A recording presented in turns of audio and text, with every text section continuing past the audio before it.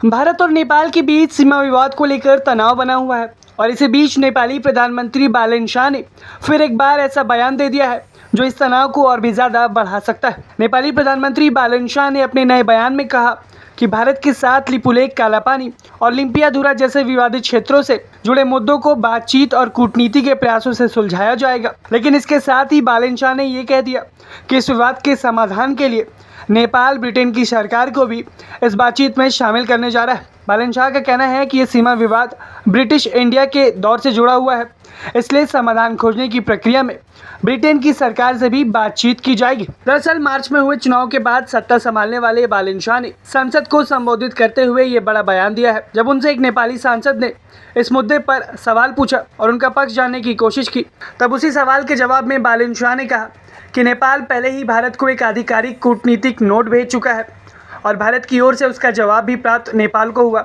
बालेन शाह के अनुसार दोनों देशों ने इतिहासकारों, सर्वेक्षण विशेषज्ञों और सीमा मामलों के जानकारों की एक संयुक्त टीम बनाने पर सहमति जताई है। ये टीम पुराने नक्शों, दस्तावेजों और ऐतिहासिक रिकॉर्ड का अध्ययन करेगी तथा बातचीत के माध्यम से समाधान तलाशने का प्रयास करेगी और उनकी सरकार न केवल भारत बल्कि चीन और ब्रिटेन के साथ भी इस मुद्दे पर कूटनीतिक स्तर पर चर्चा कर रही है। उनका मानना है कि ब्रिटेन को भी इस विषय में रुचि लेनी चाहिए, क्योंकि जब ब्रिटिश शासन समाप्त हुआ था तब सीमा से जुड़े कई प्रश्न पूरी तरीके से स्पष्ट नहीं हो पाए थे। यानी कि नेपाल ने अब भारत के साथ जुड़े इस मुद्दे पर ब्रिटेन और चीन को भी शामिल करने का एक तरीके से ऐलान कर दिया है। लेकिन भारत ने हमेशा से ही अपने पक्ष को बेहद साफ और स्पष्ट रखा है। लिपुलेख, कालापानी और लिम्पियाधुरा भारत का हिस्सा है और ये ऐतिहासिक तथ्यों के आधार पर प्रमाणित बात है और नेपाल को इतिहास उठा के देखना चाहिए, न कि कोई दावा ठोकना चाहिए। और नेपाल भारत का रिश्ता हमेशा से अच्छा रहा है, रोटी बेटी का रहा है, तो किसी भी मुद्दे को आपसी बातचीत से ही सुलझाना चाहिए। ऐसे किसी तीसरे देश को लाना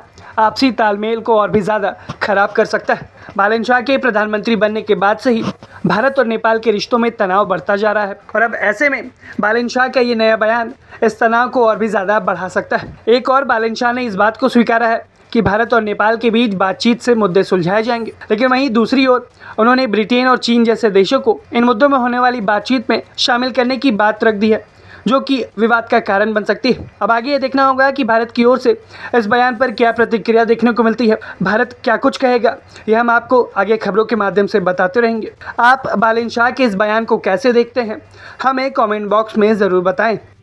ब्यूरो रिपोर्ट, भारत तक।